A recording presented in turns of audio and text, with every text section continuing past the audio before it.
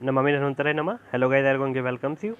सो guys, जो आज हम पढ़ेंगे वो हम पढ़ेंगे anti hypertensive drugs during pregnancy.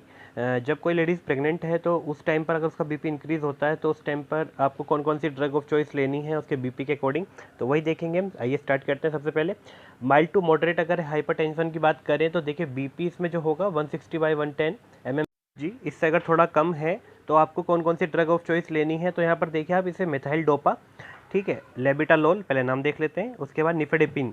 तो इनमें 3 ड्रग ऑफ चॉइस बताई गई हैं। अब इसमें देखिए मेथाइल डोपा को सेफ ड्रग बताया गया है क्योंकि ये doesn't affect maternal cardiac output और blood flow to the uterus और किडनी, ठीक है। तो ये अफेक्ट नहीं करती है मैटरनल कार्डियक आउटपुट को और ब्लड फ्लो को अफेक्ट नहीं करती यूट्रस और किडनी को। क्यों?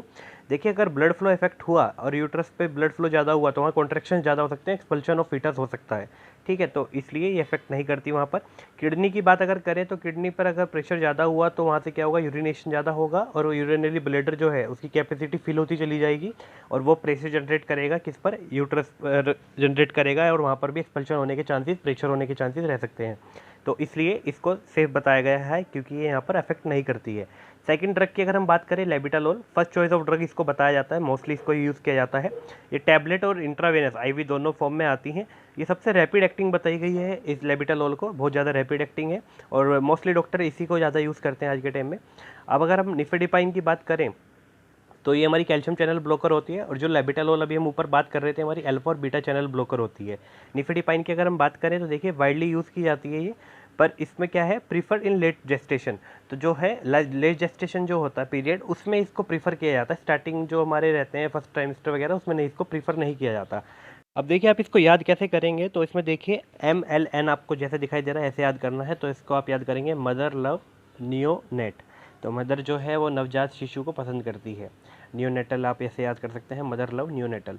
आइए अब इसी क्रम में आगे बात करते हैं, देखते हैं अगर सीवियर हाइपरटेंशन होता है तो कौन कौन सी ड्रग ऑफ चॉइस वहाँ पे आपको लेना है। सीवियर हाइपरटेंशन यानी कि अगर आपका बीपी जो है लेडीज़ का बीपी जो है मोर देन 160/110 mmHg हो जाता है तो वहाँ पर कौन कौन सी आप ड्रग ऑफ चॉइस लेंगे।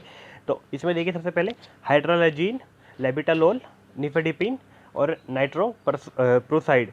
नाइट्रोप्रोसाइड ये हमारी 4 ड्रग हैं यहाँ पर। अब इसमें देखिए सबसे पहले यहाँ पर कुछ मोड चेंज हो जाते हैं इनके, क्योंकि ऑनसेट ऑफ एक्शन को बढ़ाना होता है। तो यहाँ पर देखिए आईवी हाइड्रोलाजीन जो है आईवी दी जाती है, लेबेटालोल आईवी दी जाती है, निफेडिपाइन जो है वो उसको ओरल दिया जाता है, नाइट्रोप्रोसाइड जो हमारा है उसको भी आईवी।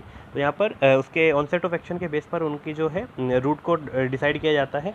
तो अब इनको कैसे याद करेंगे आप, तो इसमें आप लिख सकते हैं HLN। यहाँ पर HLN आप लिखेंगे तो ही लव्स नियोनेट, ऐसे आप इसको याद कर सकते हैं। HLN, H से मतलब हाई भी ले सकते हैं, आपको याद रहेगा हाई बीपी हो रहा है तो सीवियर कंडीशन वहाँ पर ज़्यादा हो रही है। तो अब देखिए यहाँ पर हाइड्रालिजिन H4, L4 जो हमारा लेबेटालोल है वो आ जाएगा, N से निफेडिपिन आ जाएगा और N फॉर नाइट्रोप्रोसाइड आ जाएगा। तो ये आप चारों की चारों ड्रग ऑफ चॉइस यहाँ पर याद कर सकते हैं कि आपको सीवियर हाइपरटेंशन में देनी कौन सी है। अब देखिए कॉन्ट्राइंडिकेटेड ड्रग्स की अगर हम बात करें तो देखिए सबसे पहले इसमें आता है एस इनिबिटर्स। तो एस इनिबिटर्स को इसमें यूज़ नहीं किया जाता जिसमें कि लास्ट में प्रिल लगा रहता है, जैसे कि कैप्टोप्रिल, मिजोप्रिल, ये कुछ ड्रग्स हैं, इनको यूज़ नहीं किया जाता। कुछ एग्जांपल्स हैं।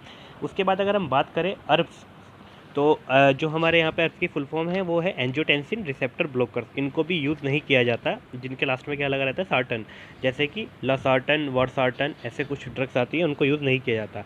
अब देखिए सेकंड थर्ड ट्राइमेस्टर अगर ये ड्रग आपने यूज़ की तो क्या करती हैं दोनों ऊपर, एस इनिबिटर और अर्ब्स। तो देखिए सेकंड और थर्ड ट्राइमेस्टर में अगर आपने दी किसी को ये, तो ये क्या कॉज करेंगी, फीटल हाइपोटेंशन, मतलब फीटल का जो ब्लड प्रेशर है उसको भी क्या कर देगी, कम कर देंगी। और ब्लड प्रेशर जैसे कम होगा तो जो हमारा फीटल है उसका जो नरिशमेंट है पूरा का पूरा ब्लड से ही होता है, वहाँ पर ब्लड ही कम पहुँच पाएगा तो उसे नरिशमेंट नहीं मिल पाएगा, तो वहाँ पर क्या एनूरिया, मालफॉर्मेशन और डेथ, ये सब चीज़ें कॉज हो सकती हैं, कॉम्प्लिकेशंस हो सकते हैं।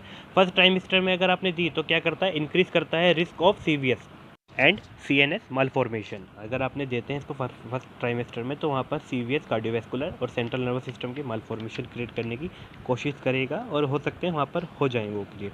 अब देखिए बात करते हैं हम एटिनालोल, कुछ बताए गए हैं इसमें। एटिनालोल में आप देखिए fetal growth improvement in early pregnancy.